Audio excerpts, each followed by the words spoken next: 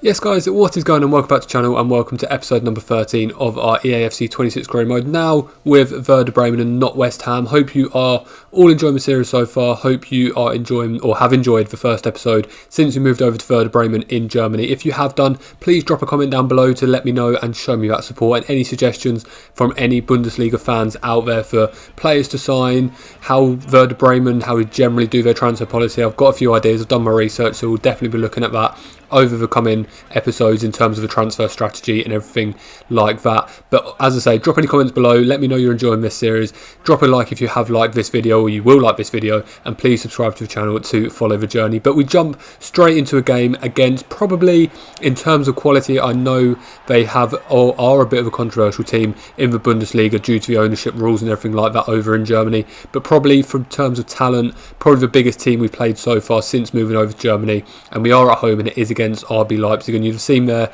we did unfortunately go behind very early on from a Mancini header from a corner, and then not too long after that Leipzig did take a 2-0 lead, some really good feet from David Raum and a good poked finish past Kohlhein in our goal to give Leipzig a 2-0 lead with just 10 minutes gone in the game. Then it was Leipzig, as expected due to their quality, kept pushing. Just a couple of minutes later, a bit of a dodgy clearance fell to the Leipzig attacker, but luckily saved by Hein in our goal. And then from the resulting corners, Mancini, once again the goal scorer, gets his head to that one, but fortunately straight into the hands of our goalkeeper and into safety. But Kohlhein looks to send a long one long towards Boniface. Unfortunately, Boniface couldn't win the header. It falls into the Leipzig player Campbell, falls back into David Raum, falls out to Timo Werner, ex-Chelsea and Tottenham, falls into the Leipzig attacker Henrichs, but unfortunately for him, he couldn't put it on target. It did go wide of the post. But Leipzig, as I say, we knew due to their quality they were going to keep coming, and come in they did, with Johan Bakayoko getting his first goal of the game, his 13th goal of the season, and put Leipzig in what looked like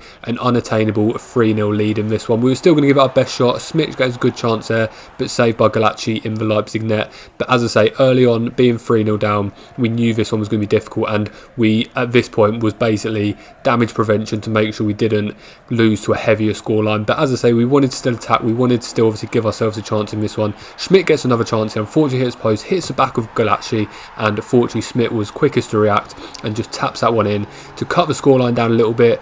One goal back for us, Smith's 6th goal of the season, and bring the scores to 3-1 going into half time. But in the second half, it started off fairly similar to the first, with Leipzig on top.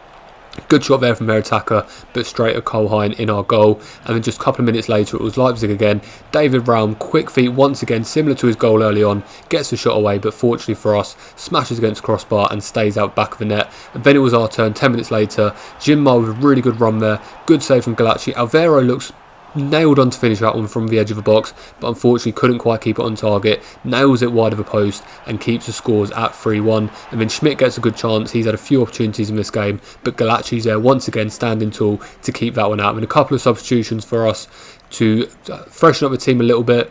A couple of the reserve players coming in, and hopefully they can do something to bring us into this game. But the corner comes in from Schmidt from that save from Galacci. Boniface wins a header, it falls to Starger, but unfortunately couldn't sort his feet out, and Galacci was there to pounce on it and keep the ball out the back of the net. And then just after that, the ball does fall to Boniface. Good 1-2 with Hansen Aaron, and Hansen Aaron who's just come on the substitute, gets his shot away. Galacci gets a touch on it, but a little bit too much on it from Hansen Aaron, and a good goal from him. And his first goal of the season in just his second appearance, and they are both have both come from us with substitute appearances. But unfortunately we did obviously end up losing the game, luckily not as heavy as it could have been based on the first half performance. But with that, the board did come to us and say that our job status had changed to OK. I thought we would have a bit of bedding in time, new country, new team, new league to adapt to, but absolutely ruthless from the Werder Bremen board, saying to us, you've only been here a little bit of time, but we're already dropping your sort of security status to OK. So we knew we had to buck our ideas up, and buck our ideas up is what we were looking to do in our first game since that message against FC Köln, away from home against FC Köln. We knew it was going to be a difficult game, but definitely a winnable one. We performed well in that second half against Leipzig, and if we can use that momentum into this game, then we definitely have an opportunity to potentially get something out of this game. And the first chance comes to us, Jim over the ball in, the keeper looks like he had that one, but Boniface got the header, and then the follow-up header from Schmidt Good reaction save from the Cologne goalkeeper and tipped over the top of the crossbar for a corner kick. And then 20 minutes into the game, it's Gruhl who'd come on into the left-hand side in this game, swings on in, Boniface is there, no one around him, on the volley, smashes it past the Cologne goalkeeper to give us a 1-0 lead. And it's not very often we take the lead in games, so we'll definitely take this one. Victor Boniface, 15th goal of the season, and gives us the 1-0 lead. And then just a couple of minutes later, Schmidt makes the run forward, sees Boniface run, Boniface times run really well on his weaker left foot, smashes it, keeps it low into the corner and gives us a 2-0 lead, which we mentioned we don't take the lead very often. We definitely don't take 2-0 leads very often, so we'll definitely keep this one and hopefully we can defend this one and get the victory. But Köln were obviously going to come back. Good shot there from Butler, but saved by Kohlheim in our goal, as always from Kohlheim, a really good goalkeeper. He's been performing really well for us. Then from a resulting corner, it comes towards Marmol, but fortunately for us, he couldn't keep it on target, and it does go over the crossbar for a goal kick. And then just before half-time, 5 minutes before the break, Johansson gets the chance, he breaks through, good shot, saved by Kohlheim, and then Vifa, I don't know what he's doing, I held the button down to clear the ball,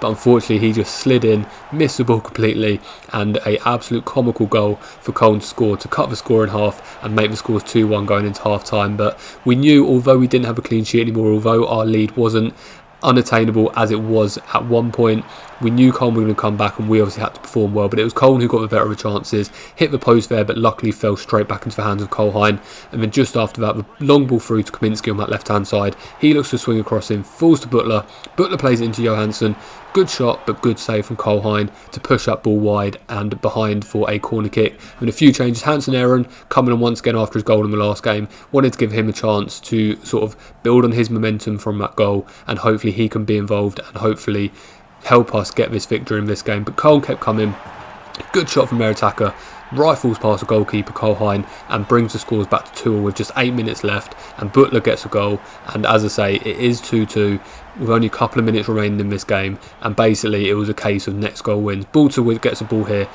uses strength well and curls one in with that right foot of his, and with just 2 minutes left, Marius Balter looks like he's won the game for Köln with 2 goals in the last 10 minutes and to bring the scores to 3-2. So from 2-0 up for Werder Bremen to being 3-2 down was not a good position to be in, but we did have opportunities coming into this one. Hansen Aaron plays one into Alvaro, through on goal, good shot but good save from the Köln goalkeeper, pressure on him to keep the ball out back of the net, and he did just that. And then from a resulting corner, Gruhl swings it in, and look at this from Boniface, wicked header, steers that one, perfect direction, perfect power, and Victor Boniface, the main man, saves us in this game, his hat-trick, 17th of the season, and does make the scores 3-3, which is how this game ended, and there was to be no winner. Disappointing obviously being 2-0 up to not win this game, but after being 3-2 down with just 2 minutes left, the determination from the boys to bring this one back, especially from Boniface with that header to get his hat-trick, and we are really happy with Boniface's performance. 6 shots in that game and 3 goals for Victor Boniface, and what a player he has proved to be for us. His second hat-trick since we've joined the club, and many more to come, I'm sure of it. But we do get some news of Ada's training injury clash, another unexpected event. We did expect this to be a long-term injury, since it came up as an unexpected event. You can see here it is only 5 weeks. It's an arm injury, so it's nothing too major.